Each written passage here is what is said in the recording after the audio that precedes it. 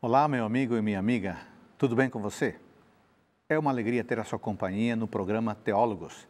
Aqui nós estudamos a Palavra de Deus com tempo, com calma e com profundidade, para compreendermos o texto bíblico, mas, acima de tudo, para fazer melhor a vontade do nosso Pai Celestial. Você pode acompanhar curiosidades, temas e informações sobre os nossos convidados nas redes sociais que aparecem aí na sua tela. Agora, você está interessado em compreender com mais profundidade temas bíblicos? Eu sugiro que você dê uma olhada no site biblia.com.br. Você poderá pedir materiais da Novo Tempo ou você poderá fazer um estudo bíblico online. biblia.com.br. Ao longo da história da igreja cristã, o tema do pecado foi ensinado, escreveu-se muito sobre ele e foi bastante comentado. Mas parece que nos últimos 2 séculos, com grande influência do iluminismo, o tema ficou esquecido no imaginário das pessoas, a tal ponto de alguns se questionarem se de fato existe pecado ou não seria o pecado apenas um mito ou discurso religioso. Fundamentados no Salmo 32, nós vamos estudar esse tema. Aqui no verso 1, o salmista diz assim: bem-aventurado aquele cuja iniquidade é perdoada, cujo pecado é coberto. O que a Bíblia diz sobre o pecado? O que significa o pecado no texto bíblico? Quais as consequências do pecado? E como podemos vencer o pecado? No programa de hoje, estas e outras perguntas serão respondidas. Está começando Teólogos.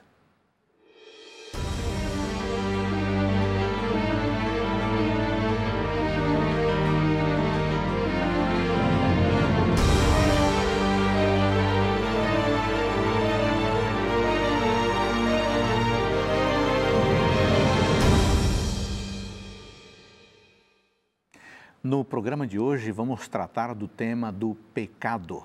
Eu queria que você tivesse em mãos a sua Bíblia e que você tivesse um caderno de notas, uma caneta, um lápis, porque há muitas coisas interessantes que certamente serão úteis você registrar. O Salmo 32 será o nosso estudo, a base do nosso estudo para a nossa discussão nesta oportunidade, para compreender o que é o pecado. De que forma a Bíblia apresenta esse tema, qual o impacto do pecado. Este é um tema essencial porque, à medida que nós compreendermos melhor o pecado, compreenderemos melhor a nossa necessidade de salvação por parte de Deus. Para nos ajudarem nesta empreitada, nesse desafio, temos aqui 2 convidados especiais. O primeiro é o pastor professor Carlos Flávio Teixeira, que é professor de teologia no seminário de teologia na Faculdade Adventista da Bahia. Muito obrigado, Carlos, por estar aqui conosco. Obrigado. Ô Carlos, no seu estudo, nas suas pesquisas, o que você tem escrito? Algum artigo, algum livro, algum manual? Conte para nós, por favor.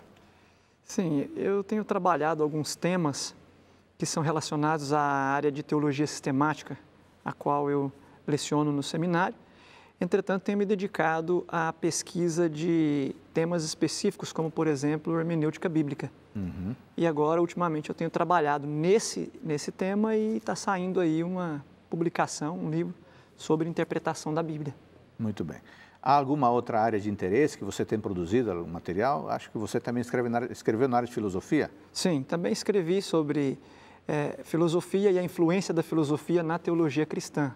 Há um livro que eu escrevi, que o título é Teologia e Filosofia. Carlos, muito obrigado por estar conosco nesta oportunidade. O nosso outro convidado também vem da Faculdade Adventista da Bahia, professor pastor Leonardo Nunes. Obrigado por você tirar o tempo para estar conosco, para nos ajudar a compreender melhor este tema sobre o pecado a partir do Salmo 32 e outros textos da Bíblia. Leonardo, nos seus estudos, nas suas pesquisas, mencione algum artigo, capítulo de livro que você tem contribuído nos últimos tempos. Eu escrevi sobre o reino de Deus e a parábola, dentro da parábola do semeador em Mateus, alguns anos atrás.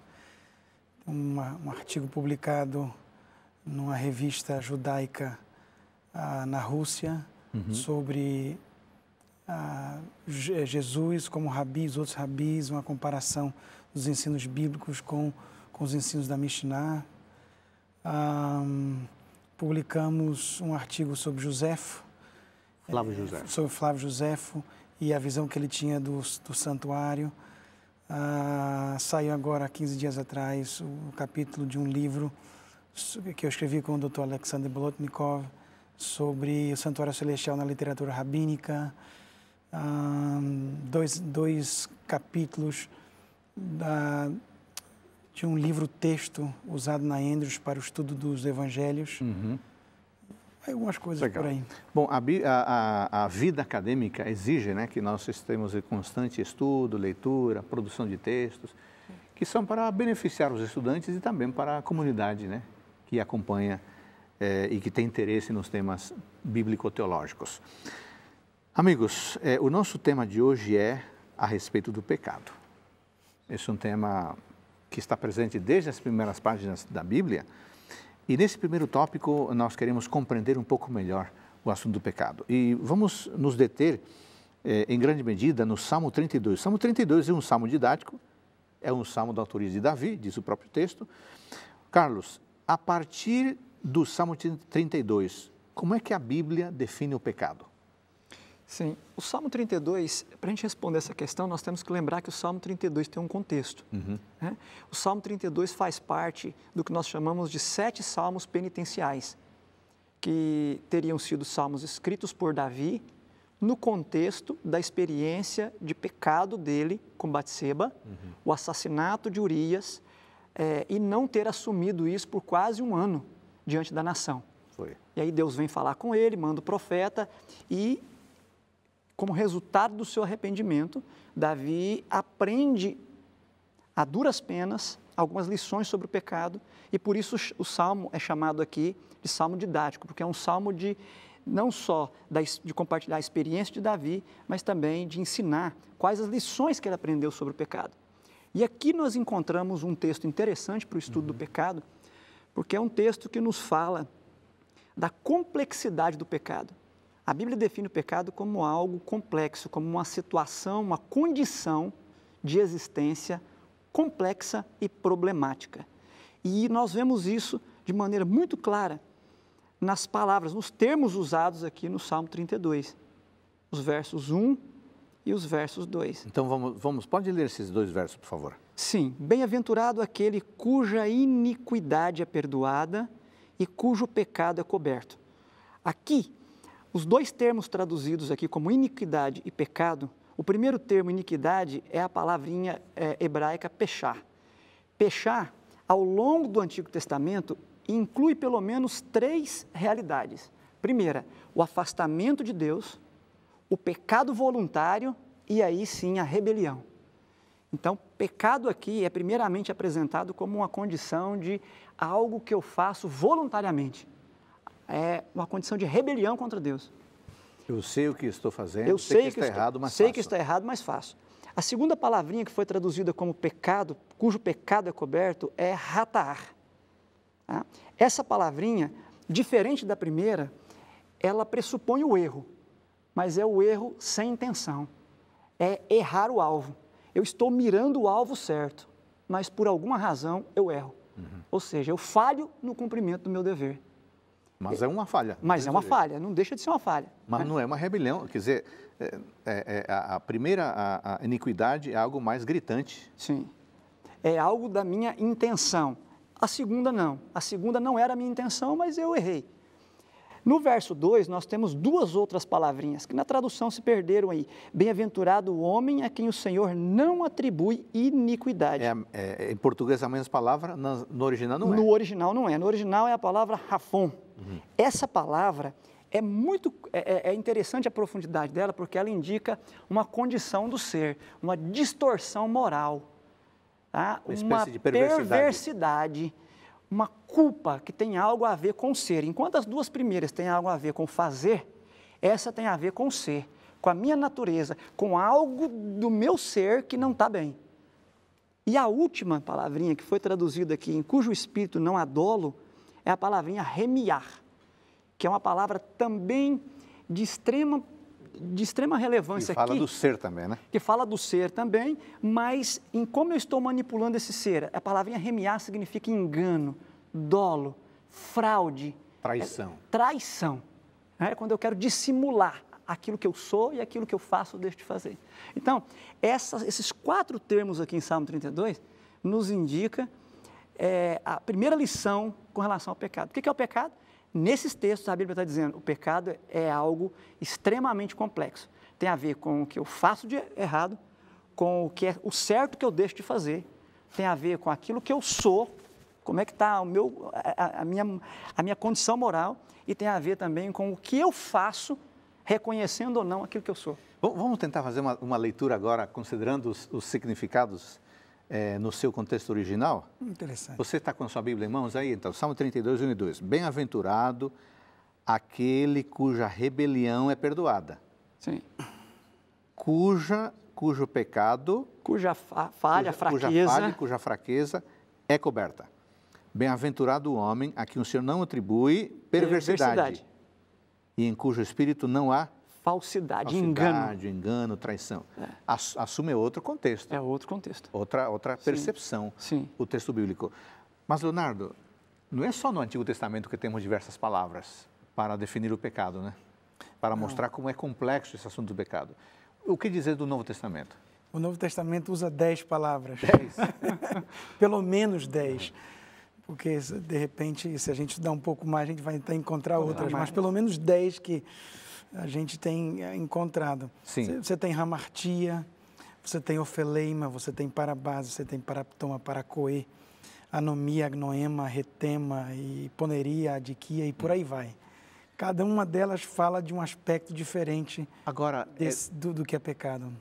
Um grupo de palavras dessas fala da ação pecaminosa e outro grupo fala da condição pecaminosa, não é isso?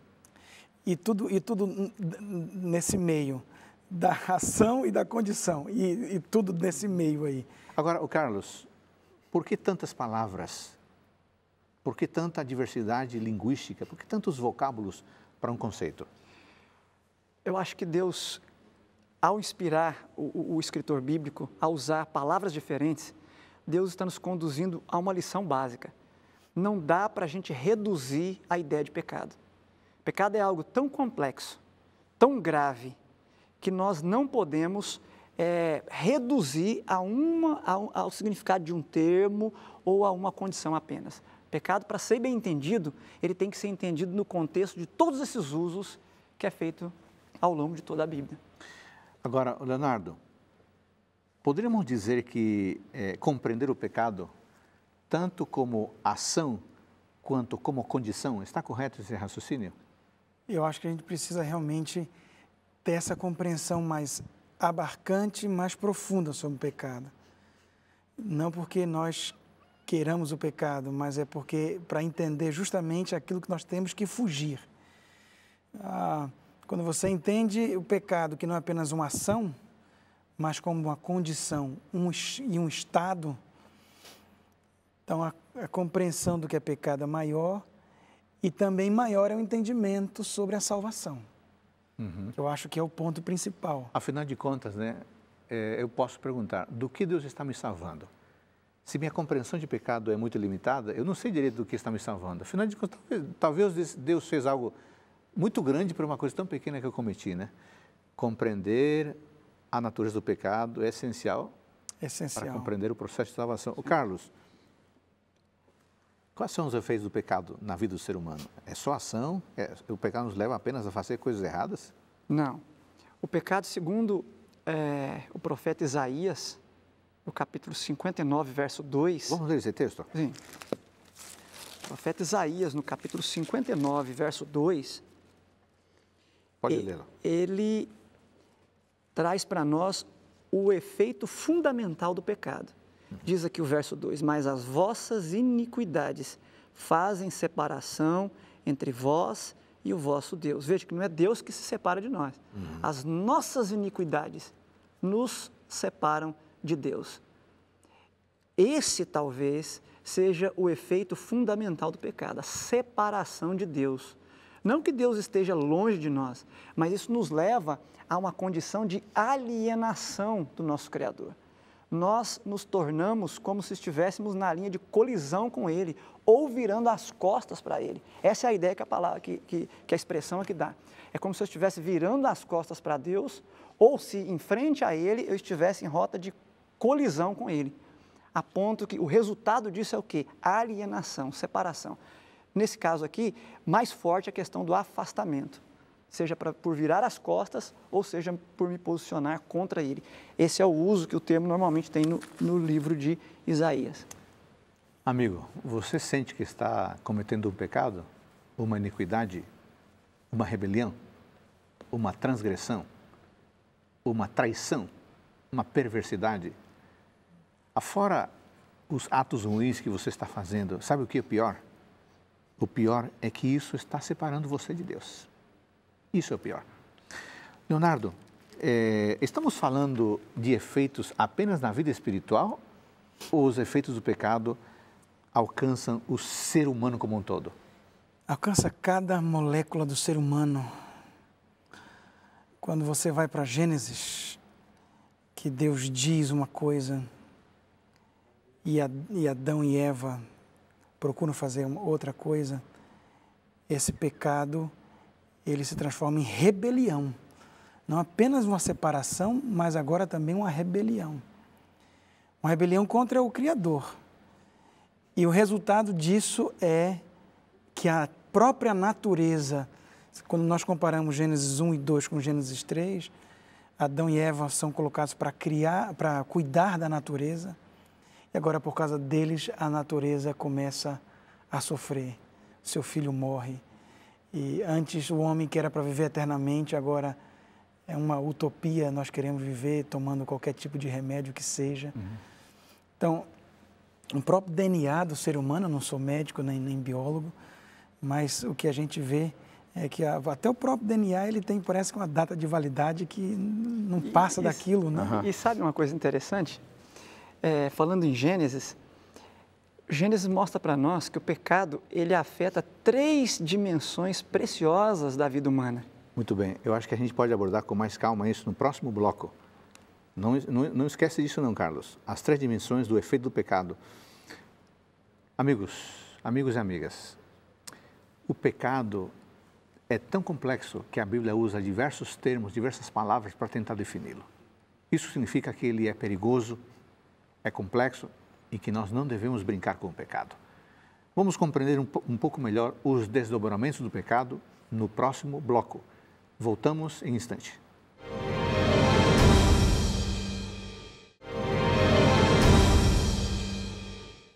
No programa desta semana, estamos compreendendo o que significa o pecado, quais as suas consequências e o que fazer diante dele para vencê-lo. Estamos estudando tudo isso à luz de vários textos bíblicos, mas principalmente à luz do Salmo 32, que retrata a experiência do rei Davi. Carlos, o pecado provoca impactos em diversos sentidos. Você mencionou no bloco anterior em pelo menos 3 tipos de impacto. Quais são esses impactos? Se a gente ler Gênesis 3, capítulo 3, verso 7, sim, nós vamos ver aqui o primeiro impacto do pecado no ser humano. Diz aqui, Gênesis 3, verso 7. Isso. O telespectador nos acompanha aí com essas 3 dimensões. Abriram-se então os olhos de ambos. Aqui está um primeiro impacto. O pecado afeta as concepções do ser humano, a forma de entender as coisas. Depois, e percebendo que estavam nus, o segundo aspecto, as percepções, como nós percebemos o mundo, o outro, as coisas. E terceiro, coseram folhas de figueira e fizeram cintas para si, as nossas ações. Então, você tem as 3 dimensões da existência humana. Você tem a dimensão daquilo como eu entendo as coisas, como eu percebo as coisas e as pessoas, as realidades, e como eu me interajo com elas, como eu estou agindo entre elas. E é claro, isso afetou todo o meu ser. Então, os aspectos, meus potenciais físicos, mentais e morais são terminantemente comprometidos pelo pecado. O pecado não é uma brincadeira, não é um discurso, não é um mito de acomodação, como muitos críticos costumam dizer. O pecado é uma realidade e a Bíblia trata isso de uma maneira muito clara e muito séria. O pecado não é uma desculpa que a pessoa pode usar para isso ou para aquilo, né? É algo com o qual, infelizmente, nós convivemos como seres humanos. Leonardo, todo pecado é ofensivo a Deus? Ou podemos pensar em, digamos assim, graus de pecado? Um pecado pior, um pecado que não é tão ruim? Será que a diversidade de texto, de palavras para pecado apontariam para consequências ou compreensões, digamos assim, graus de ofensividade diferentes? Eu creio que a quantidade de palavras que há, mais para mostrar a amplitude e a profundidade do pecado do que propriamente para dizer o que é mais ofensivo, o que é menos ofensivo. Logicamente que quando eu sei que é errado o pecado de mão levantada, por exemplo, que quando o ser humano diz eu peco, sei que estou pecando, quero continuar pecando, isso é extremamente ofensivo. Mas quando Deus dá uma diretriz e eu não sigo aquilo, eu estou em rebelião, mesmo que seja intencional ou não intencional. Pecado é pecado. Agora, nós podemos ver, usando de pecado, coisas que são mais ofensivas ou talvez menos ofensivas, mas pecado é pecado e é sempre rebelião contra Deus ou apatia em relação ao inimigo. Porque rebelião, quando Deus me diz, faça uma coisa e eu quero fazer a minha própria vontade. E apatia, porque Deus me disse uma coisa, o inimigo disse outra e eu faço o que o inimigo me disse. Então, eu não tive forças para ser contrário àquilo que ele me falou. É fraqueza. Então, se por um lado é rebelião, por outro lado é fraqueza. Não importa se seja um pecado de mão levantada, ou um pecado de ação, ou alguma coisa intencional. Pecado é pecado. Eu me lembro de um livro que eu li há pouco tempo, do Jerry Bridges, que é um autor americano. O título do livro é Pecados Intocáveis. A tradução do livro seria Pecados Intocáveis. O que ele trata nesse livro que eu achei interessante e é bem contextual para o tempo que nós estamos vivendo.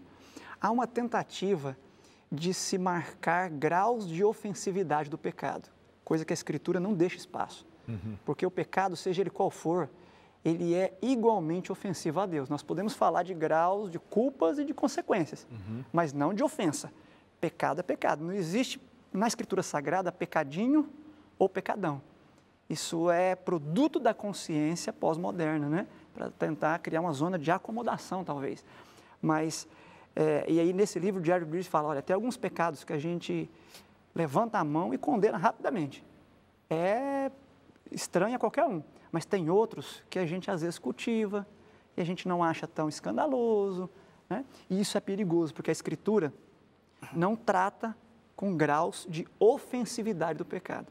O pecado, seja ele qual for, é igualmente ofensivo a Deus. Jesus foi para a cruz por causa de todo e qualquer pecado. Agora, é possível falar em graus de culpa e de consequência, aí a gente vai para outras compreensões. Agora, Leonardo, no verso 3 diz assim, enquanto calei os meus pecados, envelheceram os meus ossos. Aqui dá a impressão que Davi reconhece a sua culpa. Há uma relação direta entre pecado e culpa? O pecado, geralmente, em todos, gera culpa? Isso é extremamente interessante e importante. Porque assim que o homem peca, diz a Bíblia em Gênesis 3, que Deus vem para se encontrar com o homem e a primeira coisa que ele faz é fugir. Então vem a culpabilidade.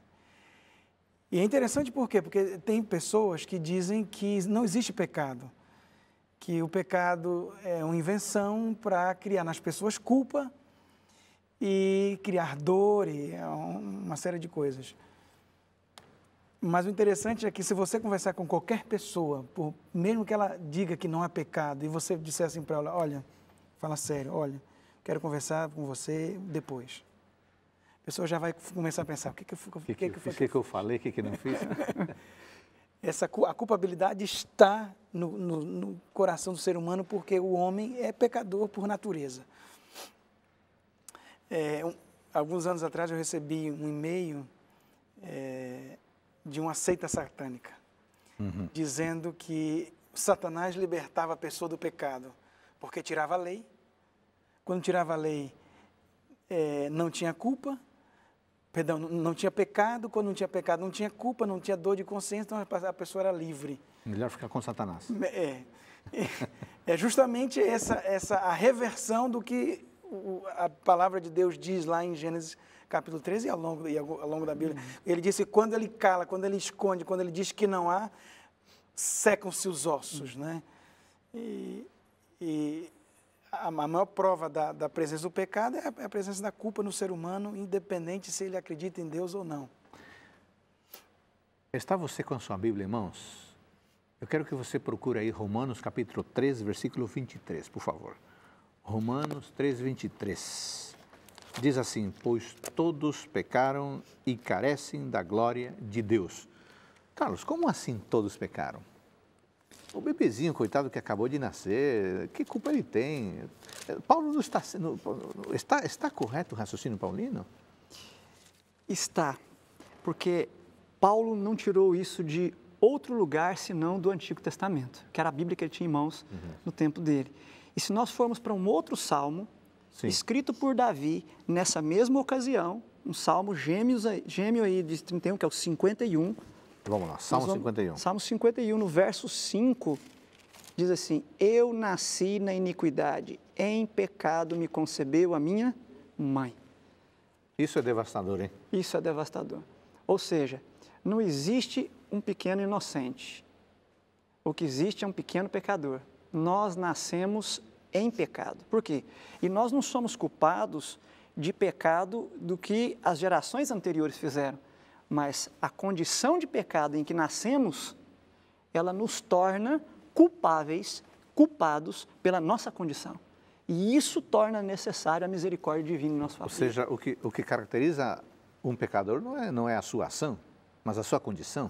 Antes de tudo, a sua condição. A sua ação decorre resultado da sua condição, e não o contrário. E o que eu acho interessante nesse verso, que para mim é um dos mais,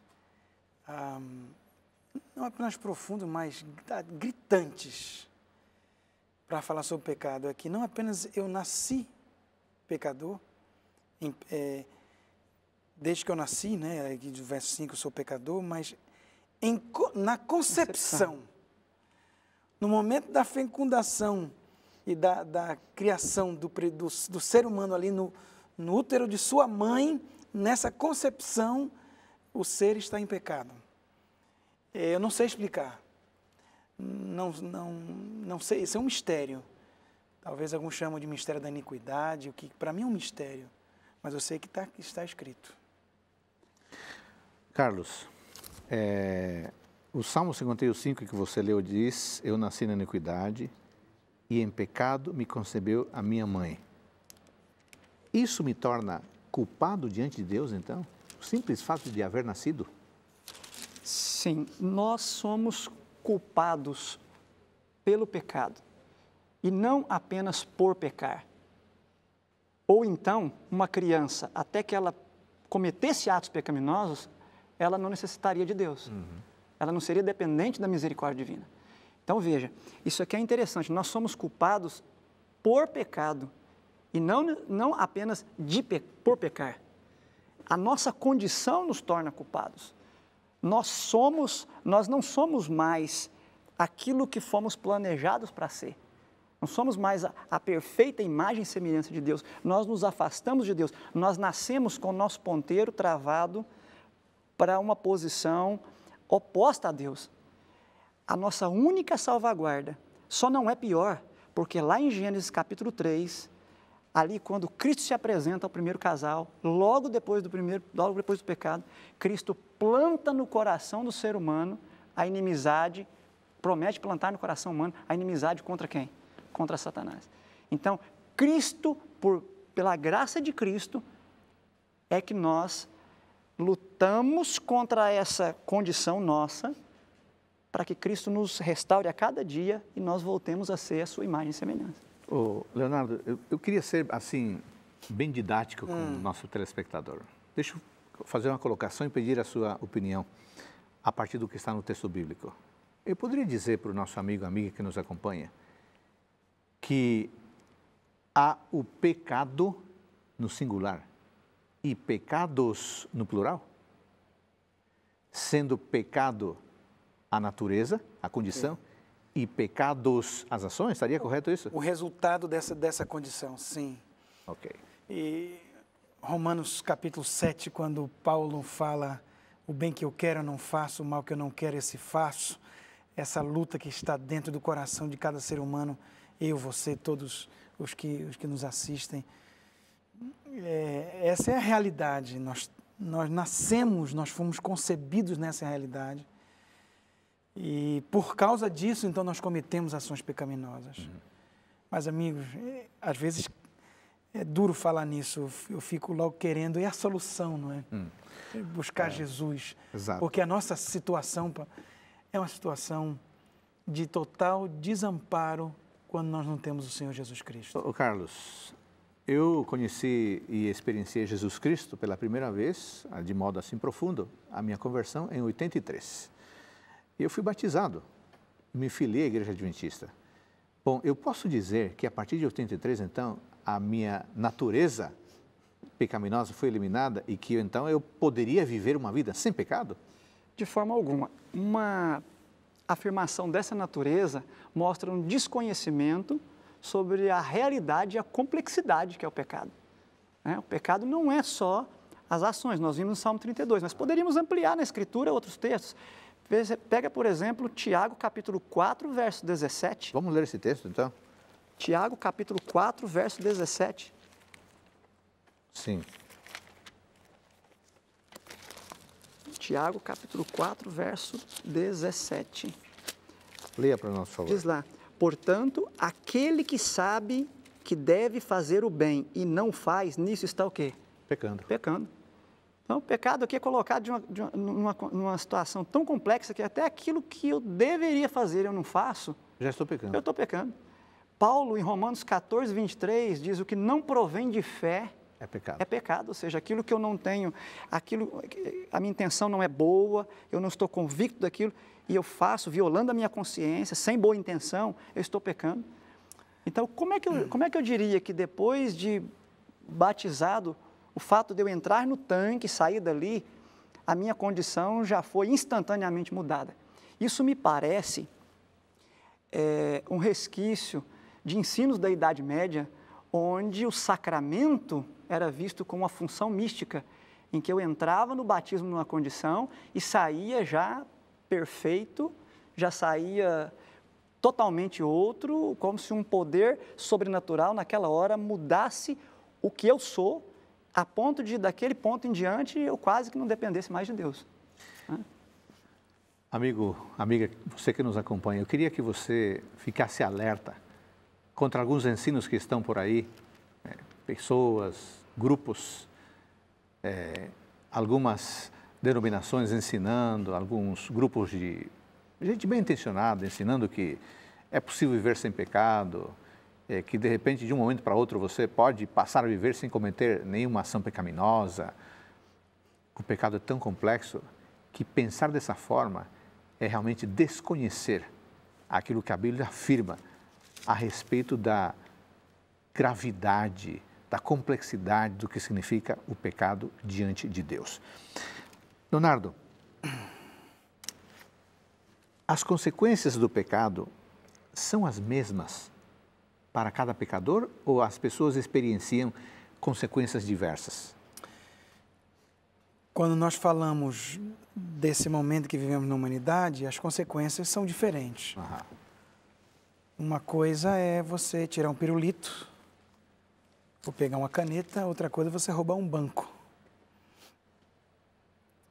Mas quando nós estamos falando dentro da perspectiva do ser humano, né? Daqui, nossa, terrestre. Mas qualquer uma das pessoas, se ela continua vivendo sem Deus, continua com o pecado da mão levantada, dizendo, eu sei que estou fazendo errado, eu sei, eu quero continuar no meu erro. Não importa se roubou um banco, ou não importa se roubou a caneta do colega, se está sem Cristo, o final é o mesmo. É o mesmo para todos. É o mesmo para todos. Muito bem. Muito embora hoje as consequências aqui humanas sejam diferentes, não é? E quem sabe o grau de dureza do seu coração. Eu não sou Deus para julgar, só Deus pode julgar. Mas no final das contas, o que conta é Jesus Cristo como nosso substituto. Amigos, nós aprendemos neste bloco que todo pecado é ofensivo a Deus. Aquele que é cometido por rebelião e aquele que é cometido por falta de conhecimento. Todo pecador é culpado diante de Deus. E embora haja graus de consequências, no final das contas, todo pecador não arrependido vai perder a vida eterna. No próximo bloco, nós vamos estudar algo que é essencial nesse tema. Qual é a resposta de Deus ao pecado? Voltamos em alguns minutos.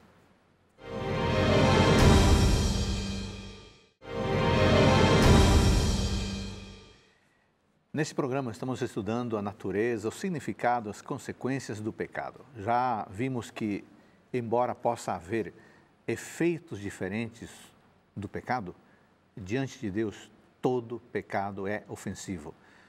Carlos, o pecado é complexo, é altamente perigoso. Nós mencionamos 4 palavras aqui no Salmo 32. Você mencionou pelo menos 10 no Novo Testamento, Leonardo. Qual é a provisão que Deus fez para algo tão complexo como o pecado? O próprio Salmo 32, no verso 5, a segunda parte do verso, disse, confessarei ao Senhor as minhas transgressões, e tu perdoaste a iniquidade do meu pecado. Davi apresenta aqui qual a provisão divina para essa situação tão complexa em que nós estamos, que é o pecado. O nome dessa provisão é perdão. Embora o nome seja pequeno, embora seja curto o termo, mas esse nome nos remete a um significado muito profundo. O pecado, ele gera ofensividade a Deus, ele gera culpa a nós, ele gera consequências, mas vem Deus com perdão. O perdão como a solução para o pecado. Agora, Carlos, eu já ouvi algumas pessoas dizendo assim, não parece uma coisa muito justa, não. O assassino, o estuprador, o violento, simplesmente pede perdão e é perdoado? Com base em que Deus é capaz de oferecer algo tão impressionante como é o perdão? Qual é a base para Deus agir de modo justo, ou injusto, ou misericordioso?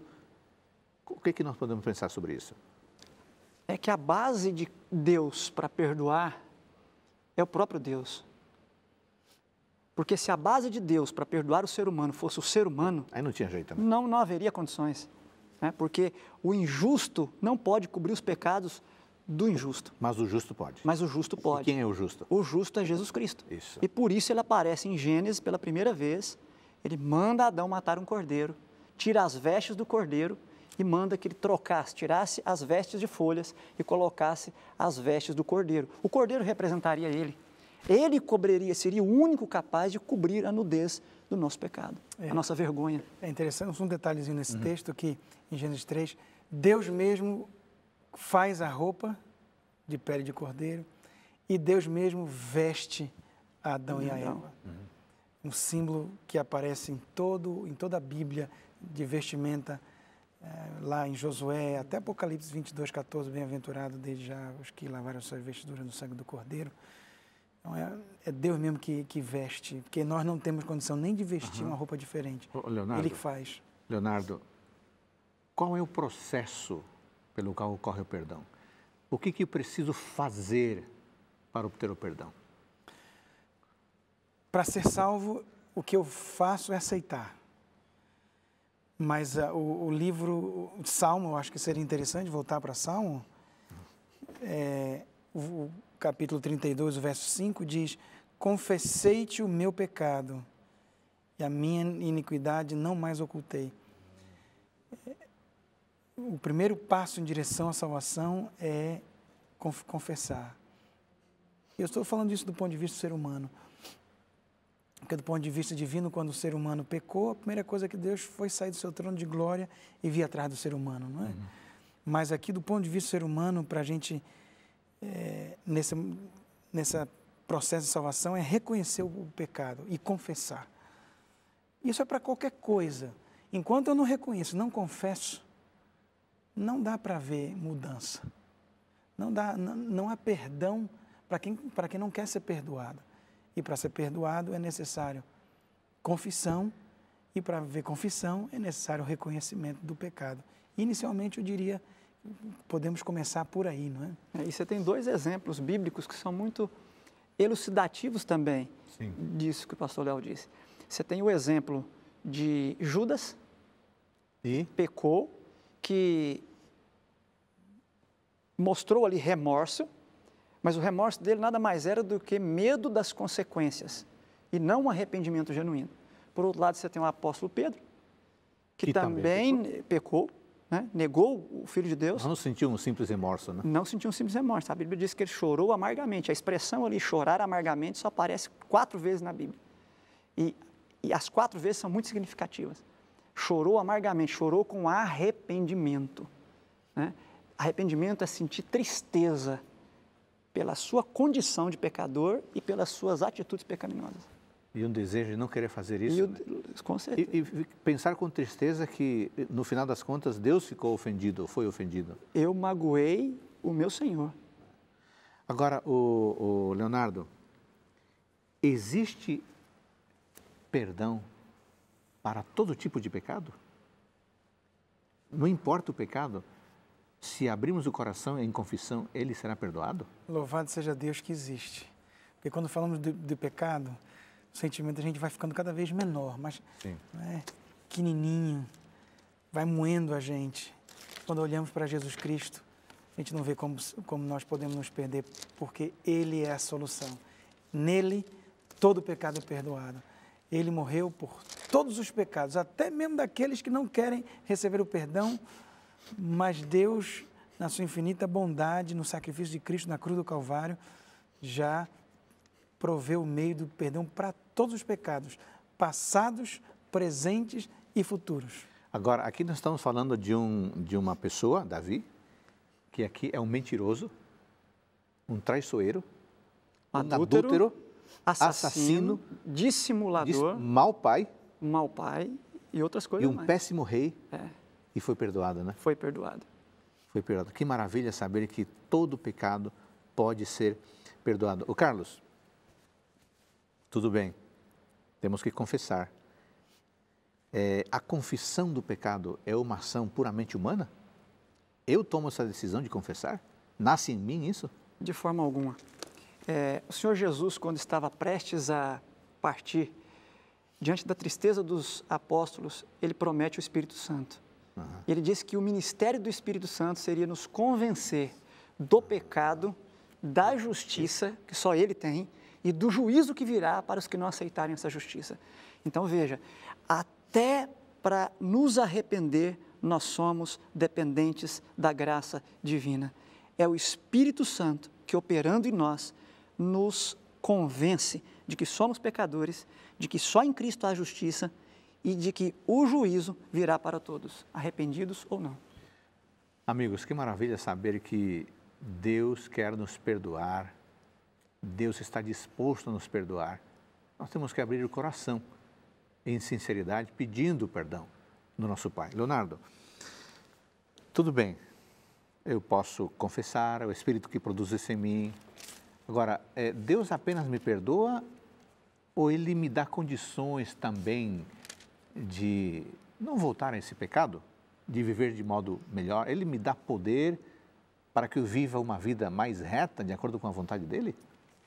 Graças a Deus, sim. Efésios capítulo 2, verso 8, verso 9, verso 10. Se quiser. Sim, vamos. E vários outros textos, onde ele coloca essas duas coisas muito juntas. Efésios capítulo 2. Vamos lá. Deixa eu abrir aqui. Efésios capítulo 2. Pode, talvez não dê tempo de ler tudo desde o início, mas nos primeiros versos, resumindo, ele mostra como nós somos pecadores, outrora andávamos segundo o príncipe desse mundo, a potestade do ar, em desobediência. Isso. E aí no verso 8 ele diz assim, porque pela graça sois salvos, ou seja, é de graça, é gratuito, vem do coração de Deus, mediante a fé. Isso não vem de vós, é dom de Deus. Não há nada que eu possa fazer para ser salvo.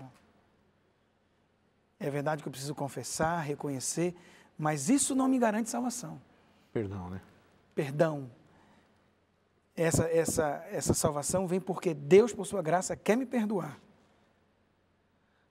Mas, depois que ele fala sobre isso, ele diz assim, verso 10, pois somos feitura dele, criados em Cristo Jesus para as boas obras, as quais Deus de antemão preparou para que andássemos nelas. Quer dizer, não é apenas arrumar o que estava errado, mas dar condições para viver melhor. Sim. Não é graça barata. Jesus me perdoa, eu faço o que eu quero e continuo fazendo. Não é isso. Ele olha para a mulher adúltera e diz, nem eu te condeno. Vai e não peques mais. Nem eu te condeno é bíblico. A salvação pela graça de Deus é bíblico. Mas o vai e não peques mais e andar nos caminhos de Deus em obediência também é bíblico. Carlos, nós enfatizamos no primeiro bloco que o efeito do pecado é devastador. Ele alcança as intenções, a compreensão, as ações. Qual o efeito do perdão? É puramente espiritual ou ele também tem um alcance vasto no ser humano? O efeito do perdão é restaurador também. Davi diz aqui no Salmo 32, e eu acho que Davi é um bom exemplo disso, do efeito restaurador do perdão. Ele diz aqui, verso 3, 32, 3, enquanto calei os meus pecados, envelheceram os meus ossos pelos meus constantes gemidos todo dia. Quer dizer, esse enquanto aqui é uma cláusula de condição. Quer dizer, enquanto perdurou a minha condição de rebeldia, de não confissão, de não estar perdoado, eu padeci. E ele diz aqui, porque a tua mão, verso 4, pesava dia e noite sobre mim. Essa expressão no hebraico, a tua mão pesava sobre mim, ela é usada em vários outros textos e ela indica o quê? Peso de consciência.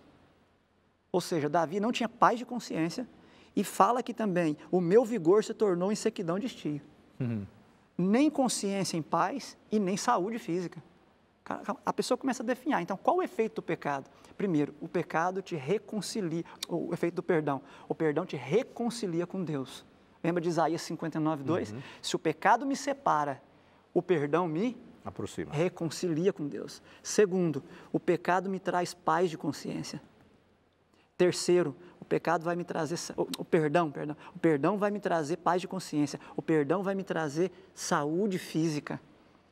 E a partir disso aqui, eu serei uma melhor testemunha desse perdão que eu recebi para outras pessoas. Porque se você for para Salmo 51, aqui tem um outro efeito restaurador do perdão, Salmo 51, 13. Davi diz assim, então, ensinarei aos transgressores os teus caminhos e os pecadores se converterão a ti. Então, vê que o pecado é uma tragédia para o ser humano. Mas a resposta de Deus, se o pecado é ruína completa, a resposta de Deus é restauração completa em Cristo Jesus, o nosso Senhor. Agora, existe uma frase muito importante que Efésios capítulo 1 repete, em outros lugares da Bíblia, mas Efésios capítulo 1 está muito marcado, que a frase é em Cristo. Sem Cristo, ruína completa, mas em Cristo hoje eu posso ser perfeito não porque sou perfeito, mas porque Cristo é perfeito e eu vivo em Cristo. A frase em Cristo é a total dependência do ser humano de Deus. É quando Paulo diz, não mais eu quem vivo, mas Cristo vive em mim. Eu deixar de existir. O paralelo, a metáfora que Paulo usa para isso é a morte e a ressurreição, lá em Romanos 6. É morrer realmente para o eu todo dia, para permitir que Cristo viva. E aí nisso a salvação, a perdão, a perfeição. Né? Quando as pessoas dizem, é impossível ser perfeito. É impossível mesmo ser perfeito com minhas forças. Mas em Cristo nós somos perfeitos, nós somos santos. Apesar do pecado que existe, porque eu não mais vivo, mas Cristo vive em mim. E a minha amizade com Cristo me torna inimigo do pecado. Eu não vou mais brincar com ele, né? Agora, o Carlos, a pessoa reconhece ser pecadora, sabe que não está fazendo a vontade de Deus, não pede perdão. Consequentemente, não é perdoada. Qual será o destino futuro dela diante do juízo de Deus? Salmo 32, Davi responde isso. Aqui no verso 6 em diante. Todo homem piedoso te fará súplica em tempo de poder encontrar-te. Vai haver um tempo que a pessoa que não se arrepender, não tiver se arrependido quando terminar esse tempo, não terá mais o perdão. E se ela não terá mais o perdão, o verso 7 vem dizendo, o verso 7 em diante, verso 9, verso 10 diz, muito sofrimento terá que curtir o ímpio. Então, Davi está falando aqui o quê? Desse que passou do tempo, não se arrependeu, vai ter que enfrentar a ira de Deus que cairá sobre o pecado. E como ele decidiu continuar acariciando o pecado em si, cairá sobre o pecado se tornou parte dele e ele terá que enfrentar isso aqui também. Ô Leonardo, estamos indo para o final do nosso programa, rapidamente aqui. Eu reconheço que eu sou pecador. Reconheço que errei, que pequei. Agora, depois de reconhecer, o que devo fazer? Depois que acabei de reconhecer o meu pecado, qual que é o próximo passo? Aceitar pela fé a salvação divina. Aceitar. Porque a salvação pela fé, a justificação pela fé, é algo que destrói o meu orgulho. Porque o que o ser humano gosta de saber é que ele faz as coisas pela própria força dele. É assim conosco, com os filhos da gente, que é o desejo de independência. A justificação pela fé, a salvação, o perdão, é o contrário, é dizer que eu não consigo e que vem um poder de fora de mim que vem fazer alguma coisa por mim.